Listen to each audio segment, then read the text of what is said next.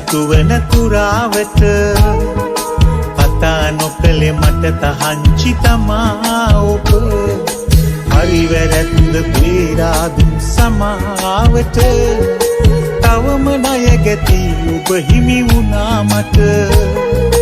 තවම ණය ගැති ඔබ හිමි වුණා මට විල කරන්න බැරි ඔබ අගනාම වස්තුවක් මට හිතෙන්නේ ලෙසයි හැමදාම